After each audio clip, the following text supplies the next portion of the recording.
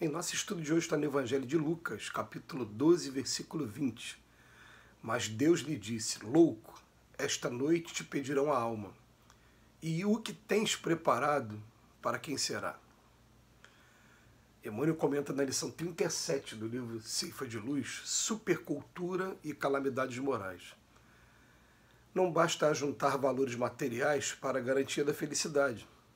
A supercultura consegue atualmente na Terra feitos prodigiosos em todos os reinos da natureza física, desde o controle das forças atômicas às realizações da astronáutica.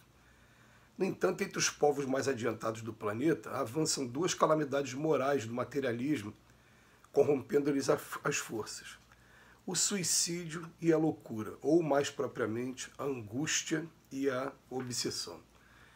É que o homem não se aprovisiona de reservas espirituais à custa de máquinas. Para suportar os atritos necessários à evolução e aos conflitos resultantes da luta regenerativa, precisa alimentar-se com recursos da alma e apoiar-se neles.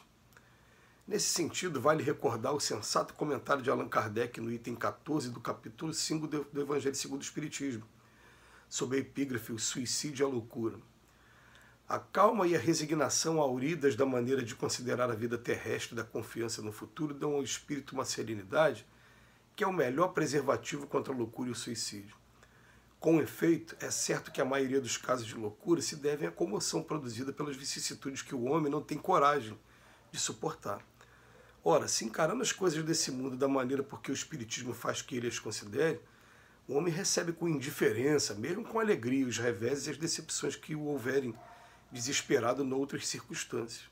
E evidente se torna que essa força que o coloca acima dos acontecimentos lhe preserva de abalos a razão, os quais, se não fora isso, o conturbariam. Espíritas amigos, atendamos à caridade que suprime a penúria do corpo, mas não menosprezemos o socorro às necessidades da alma. Divulguemos a luz da doutrina espírita, auxiliemos o próximo a discernir e pensar. Hoje o Emmanuel vem falar da diferença daquelas pessoas que ficam cuidando do lado material para garantir a sua felicidade futura. E o discurso é sempre o mesmo, é sempre aquele de você ganha tanto, você tenta pelo menos 5 a 10% do que você ganha, deixar reservado e vai juntando para que você tenha, num momento de emergência, um dinheiro sobrando para você fazer suas coisas. E aí daí vai juntando valores materiais, mas isso não é errado fazer.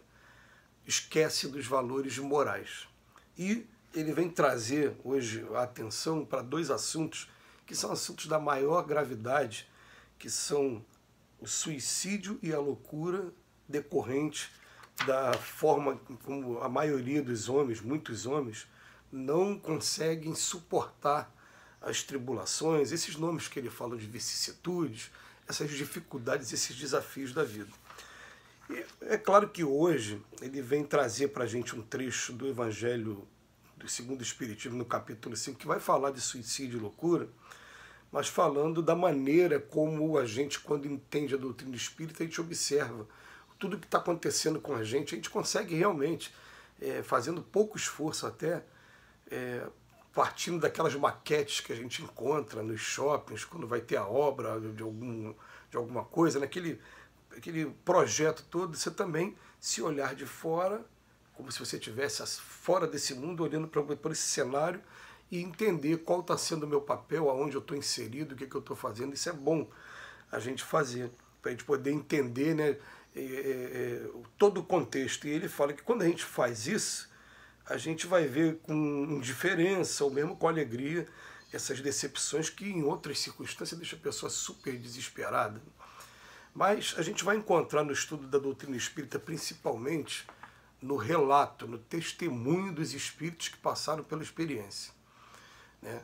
A gente vai ver assim, um chamado muito grande para se precaver com relação ao suicídio. O suicídio, vamos guardar isso, é uma das formas principais de maior sofrimento que um espírito pode experimentar em sua trajetória. O sofrimento é muito grande e, segundo o Divaldo Pereira Franco, em uma de suas palestras, normalmente as consequências funestas do suicídio não levam menos que 200 anos para poder serem resolvidas. Vamos explicar aqui. Se vocês, quando terminarem esse vídeo, procurarem aí no YouTube, colocarem assim, Chico Xavier interrogado, ou melhor, pastor evangélico questiona Chico Xavier, no programa Pinga Fogo. Vai ter um momento em que um pastor evangélico vai perguntar para o Chico Xavier sobre Adão e Eva, e a resposta que o Chico deu vai ter dois momentos. No primeiro vai ter aquele momento, aquela preocupação literal com a Bíblia, mas no segundo momento ele fala assim, pode acreditar, gente, eu tenho visto espíritos que se suicidaram na última experiência que tiveram na carne, e que, por conta da marca que promoveram no seu corpo espiritual, porque todas as vezes que a gente lesiona o nosso corpo de maneira intencional, tem que ter intenção, né? Eu também lesiono o meu perispírito, esse corpo espiritual nosso, né? Tem diferença de um para o outro? Tem, mas eu vou simplificar aqui, né? Do corpo espiritual, tá? Então o que acontece? Ele vem falar pra gente, o Chico Xavier, eu vi pessoas que se afogaram, se suicidaram através do afogamento e que depois renasceram na carne, trazendo enfisema pulmonar, problemas respiratórios gravíssimos.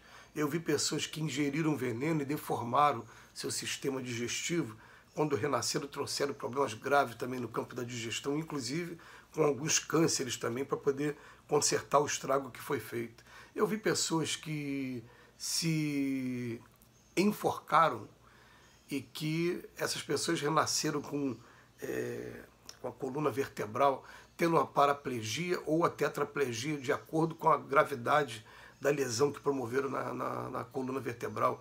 Eu vi pessoas que deram um tiro no crânio e que, dependendo da região que acertaram, eles renasceram cegos, surdos, loucos, trazendo dores muito grandes. Ele fala pra gente assim, gente, Deus não quer o sofrimento. Se Deus quisesse o sofrimento, não deixava que o homem criasse a anestesia.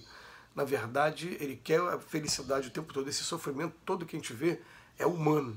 Quando a gente vê essas crianças, bebês, trazendo enfermidades atrozes, a gente fica, meu Deus, onde está a justiça? Por que a pessoa está nascendo desse jeito? O que ele fez para merecer tal sorte? E dá uma impressão até de injustiça mesmo no primeiro momento. Fala, que Deus, cadê esse Deus? Que justiça é essa? E eles falam para a gente, na verdade, isso que está acontecendo é consequência do que a pessoa fez. Então, o suicídio é muito, muito sofrimento. Só isso, depois que a gente consegue mostrar para a pessoa de alguma maneira, falar, não tome esse caminho, ou se você tomar, você sabe o que é isso que você vai encontrar pela frente. E depois vem toda uma terapia para procurar mostrar para a pessoa, olha, na verdade, esses desafios que vêm na nossa vida, eles servem para nos testar, eles estão preparando a gente para uma coisa melhor, então vamos ter um pouquinho mais de paciência, um pouquinho mais de resignação.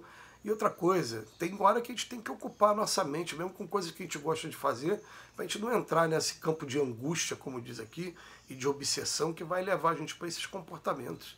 Ou entrar na loucura, ou entrar num caminho de desespero, de querer abreviar a própria vida.